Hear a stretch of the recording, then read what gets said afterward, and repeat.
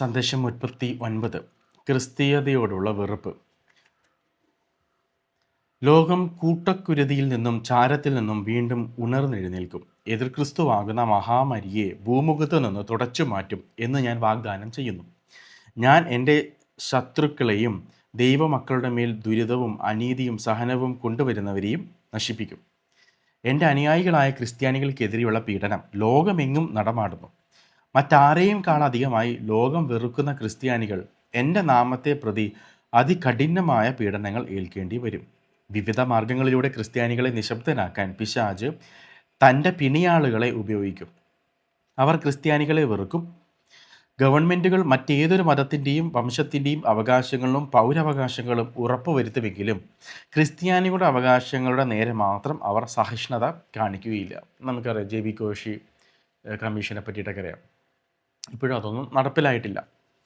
സ്കൂളുകളിലും കോളേജുകളിലും അതുപോലുള്ള പൊതുസ്ഥലങ്ങളിലും ഒക്കെ തങ്ങളുടെ വിശ്വാസം അനുഷ്ഠിക്കുന്നതിൽ നിന്ന് ക്രിസ്ത്യാനികൾ തടയപ്പെടും. അവസാനം ദൈവത്തിൻ്റെ ആലയത്തിൽ പോലും അവർക്ക് ആരാധന നടത്താൻ സാധിക്കാതെ വരും. ഈ അവസ്ഥ തുടരുകയും കൂടുതൽ മോശമാവുകയും ചെയ്യും. ക്രിസ്ത്യാനികൾക്ക് തങ്ങളുടെ ദേവാലയത്തിൽ ആരാധന നടത്താൻ സാധിക്കാത്ത ഒരു അവസ്ഥ ഉണ്ടാവുക എന്നത് തീർച്ചയായും അസംഭവ്യമാണെന്ന് നിങ്ങൾ പറഞ്ഞേക്കാം. നമ്മൾ ചിന്തിച്ചിരിക്കാം, നമ്മുടെ പള്ളിയിൽ എങ്ങനെ നമുക്ക് പരിശുദ്ധ കുർബാന അർപ്പിക്കാൻ പറ്റാത്ത സിറ്റുവേഷൻ എങ്ങനെ ഉണ്ടാവും? കോവിഡിനെ പറ്റിയല്ല ഈശോ പറയുന്നത്. ഇത് കോവിഡ് കാലം കഴിഞ്ഞിട്ട് ലഭിച്ച സന്ദേശമാണ്, അല്ലെങ്കിൽ ആ കാലഘട്ടത്തിൽ ലഭിച്ച സന്ദേശമാണ് 2024. അപ്പോൾ ഈശോ പറയുകയാണ്, ക്രിസ്ത്യാനികൾ തങ്ങളുടെ ദേവാലയങ്ങളിൽ ആരാധന നടത്താൻ സാധിക്കാത്ത ഒരവസ്ഥ ഉണ്ടാവുക എന്നത് തീർച്ചയായും അസംഭവ്യമാണെന്ന് നിങ്ങൾ പറഞ്ഞേക്കാം. എന്നാൽ ഞാൻ നിങ്ങളോട് പറയുന്നു, ഇത് വളരെ കൗശലപൂർവ്വം ആയിരിക്കും നടത്തിയെടുക്കപ്പെടുന്നത്. ആ പ്രക്രിയയിൽ ദശലക്ഷക്കണക്കിന് മനുഷ്യർ ഒരു മുന്നറിയിപ്പുമില്ലാതെ വഞ്ചിക്കപ്പെടും. ശ്രദ്ധിച്ച് വീക്ഷിക്കുന്നവർക്ക് മാത്രമേ ഈ മാറ്റങ്ങൾ മനസ്സിലാവുകയുള്ളൂ. ഞാൻ കഴിഞ്ഞ വീഡിയോയിൽ പറഞ്ഞായിരുന്നു, ഈശോയുടെ തിരുശരീരം തിരക്തവും അപ്പോൾ ഈശോയുടെ തിരുശരീരം തിരക്തമായിട്ട് മാറുന്നത് നമുക്ക് മനസ്സിലാവാത്ത രീതിയിലായിരിക്കും. പരിശുദ്ധ കുർബാന നിർത്തലാക്കപ്പെടുമെന്നല്ല പറയണത്, ഈ ട്രാൻസബ്സ്റ്റൻഷിയേഷൻ നിർത്തലാക്കപ്പെടുമെന്നാണ് പറയുന്നത്. അപ്പോൾ ഇവിടെ ഈശോ പറയുന്നുണ്ട്, ദേവാലയത്തിൽ ആരാധിക്കാൻ പറ്റാത്ത സിറ്റുവേഷൻ അത് നമ്മൾ വിചാരിക്കുന്ന പോലെ ആയിരിക്കത്തില്ല. അത് വളരെ കൗശലപൂർവ്വമായിരിക്കും ഇത് നടക്കുക. ആ പ്രക്രിയ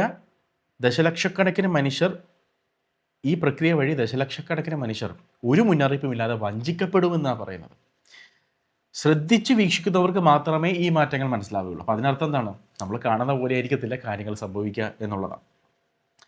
എല്ലാ ക്രിസ്തീയ സഭകളിലും എന്നിൽ വിശ്വസിക്കാത്തവരടക്കം എല്ലാവരെയും സ്വാഗതം ചെയ്യുക എന്നത് കുറച്ച് കഴിയുമ്പോൾ സ്വീകാര്യമായി മാറും. കണ്ടോ, എല്ലാ ക്രിസ്തീയ സഭകളിലും എന്നിൽ വിശ്വസിക്കാത്തവരടക്കം എല്ലാവരെയും സ്വാഗതം ചെയ്യുക എന്നത് കുറച്ച് കഴിയുമ്പോൾ സ്വീകാര്യമായി മാറും. എല്ലാ പ്രൊട്ടസ്റ്റന്റുകാരും ഇവാഞ്ചലിസ്റ്റുകളും ബ്രദറന്മാരും എല്ലാവരും യേശുവിൽ ആവണം തന്നെയില്ല, എല്ലാവരെയും ഒന്നിച്ചു കൂട്ടിയുള്ള പ്രാർത്ഥനാ രീതികൾ വരും. എൻ്റെ കുരിശു രൂപങ്ങൾ അപ്രത്യക്ഷമായി തുടങ്ങും. എൻ്റെ സഭകളും എന്നെ ശുശ്രൂഷിക്കുന്നു എന്ന് പറയുന്നവരും മാനവികതയുടെ പ്രാധാന്യത്തെക്കുറിച്ച് മാത്രം പ്രസംഗിക്കുമ്പോൾ മനുഷ്യർ എനിക്ക് കീഴ്വഴങ്ങേണ്ടതിൻ്റെ ആവശ്യകതയെക്കുറിച്ചും എൻ്റെ വഴി പിന്തുടരേണ്ടതിൻ്റെ പ്രാധാന്യത്തെക്കുറിച്ചും ഒന്നും കേൾക്കാനുണ്ടാകില്ല.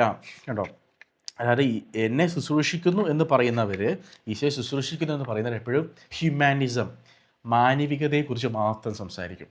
മറ്റുള്ളവരെ സഹായിക്കുക, പ്രകൃതിയെ സംരക്ഷിക്കുക, ചെടി നടുക, അതുപോലെ പ്ലാസ്റ്റിക് സ്ട്രോ ഉപയോഗിക്കാതിരിക്കുക, പുൽക്കൂട് പ്രകൃതിക്ക് അനുയോജ്യമായ രീതിയിൽ ക്രിസ്മസ് പുൽക്കൂട് ഉണ്ടാക്കുക, ഈ രീതിയിൽ CO2 കുറയ്ക്കേണ്ട കാര്യങ്ങൾ രൂപതകൾ ഏറ്റെടുക്കും. എങ്ങനെ CO2 കുറയ്ക്കാം, ഇതൊക്കെ ചെയ്തിട്ടുള്ള കാര്യം ഞാൻ പറയുന്നത്. നിങ്ങൾ ജസ്റ്റ് വത്തിക്കാൻ ന്യൂസ് പേപ്പർ ഇതൊക്കെ കാണാം. അപ്പോൾ അവർ ഇങ്ങനെ ഹ്യൂമാനിസത്തെ പറ്റി മാത്രമേ സംസാരിക്കത്തുള്ളൂ. ന്യൂ ഹ്യൂമാനിസം, മാനവികതയെ പറ്റി മാത്രമേ ഇവർ സംസാരിക്കത്തുള്ളൂ. നേരെ മറിച്ച് മനുഷ്യർ എനിക്ക് കീഴ്വഴങ്ങേണ്ടതിൻ്റെ ആവശ്യതയെക്കുറിച്ചും എൻ്റെ വഴി പിന്തുടരേണ്ടതിൻ്റെ പ്രാധാന്യത്തെക്കുറിച്ചും ഒന്നും കേൾക്കാൻ സ്വരങ്ങളൊന്നും ഉണ്ടാവത്തില്ല. എൻ്റെ പിതാവിനെക്കുറിച്ച് ഒരു പരാമർശവും ഉണ്ടാവില്ല. പരിശുദ്ധ കൂദാശകളുടെ പ്രാധാന്യത്തെക്കുറിച്ചും ആരും സംസാരിക്കില്ല. അതിന് പകരം മറ്റുള്ളവരുടെ ആവശ്യങ്ങളും അവരുടെ ക്ഷേമത്തിന് വേണ്ട കാര്യങ്ങളും നോക്കി നടത്തേണ്ടതിൻ്റെ ആവശ്യകതയെക്കുറിച്ചായിരിക്കും അവർ നിങ്ങളോട് പറയുന്നത്. കേട്ടോ, അതായത് കൂദാശകളെ പറ്റിയൊന്നും പറയത്തില്ല. ഹെൽപ്പിംഗ് ദ പുവർ, പാവങ്ങളെ സഹായിക്കുക എന്നതായിരിക്കും ഏറ്റവും കൂടുതലായിട്ട് പറയാം. തീർച്ചയായിട്ടും അത് വേണം. പക്ഷേ കൂദാശകളും ആത്മീയ കാര്യങ്ങളും അതൊക്കെ കഴിഞ്ഞിട്ടാണ്, അതിൻ്റെ അടിയിലാണ് ഇത് വരുന്നത്.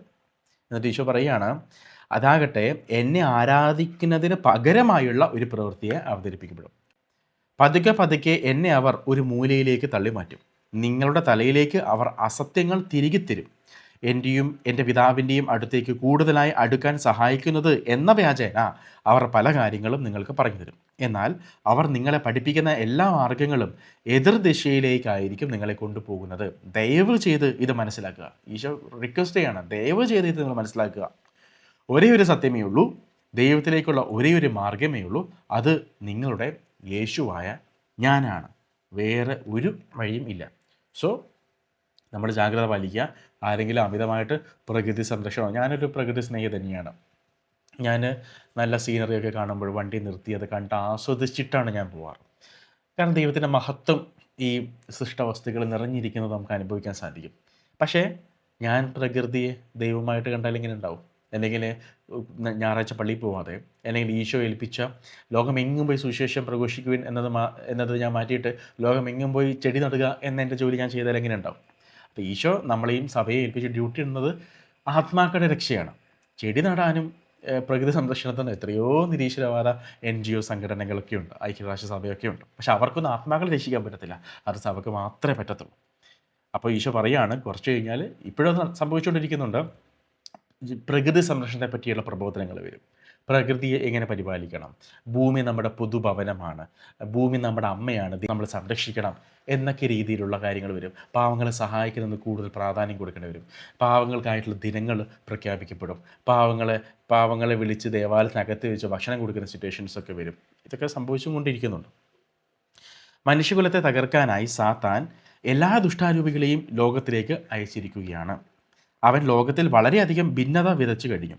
അവർ ദേശങ്ങളെയും രാജ്യങ്ങളെയും തമ്മിൽ അടുപ്പിക്കുകയാണ്. ഭീകരാക്രമണങ്ങൾ ഇനിയും കൂടുതൽ വ്യാപകമാകും. എന്നാൽ ഏറ്റവും ഗൗരവതരമായ അടയാളം ക്രിസ്ത്യാനികൾക്കെതിരെയുള്ള പീഡനമായിരിക്കും. ഇതിനു മുൻപ് ഒരിക്കലും ഉണ്ടായിട്ടില്ലാത്തതുപോലെ ക്രിസ്ത്യാനികൾക്ക് തങ്ങളുടെ മതസ്വാതന്ത്ര്യവും വചനത്തോട് വിശ്വസ്തരായിരിക്കാനുള്ള അവകാശവും നിഷേധിക്കപ്പെടും. എൻ്റെ പ്രിയപ്പെട്ട അനുയായികളെ ഓർക്കുക, നിങ്ങൾ പീഡിപ്പിക്കപ്പെടും. തങ്ങളുടെ അധരങ്ങളിൽ നിന്ന് തിന്മ പുറപ്പെടാൻ സ്വയം അനുവദിക്കുന്ന എല്ലാ പാവപ്പെട്ട ആത്മാക്കൾക്ക് വേണ്ടിയും പ്രാർത്ഥിക്കുക. ക്രിസ്ത്യാനികൾക്കെതിരായ പീഡനം നിങ്ങളുടെ കൺമുന്നിൽ തന്നെ കാണുമ്പോൾ ക്ഷമയോടെ കാത്തിരിക്കുക. എന്തെന്നാൽ എൻ്റെ ദൈവികത മാത്രമേ എന്നേക്കും നിലനിൽക്കുകയുള്ളൂ.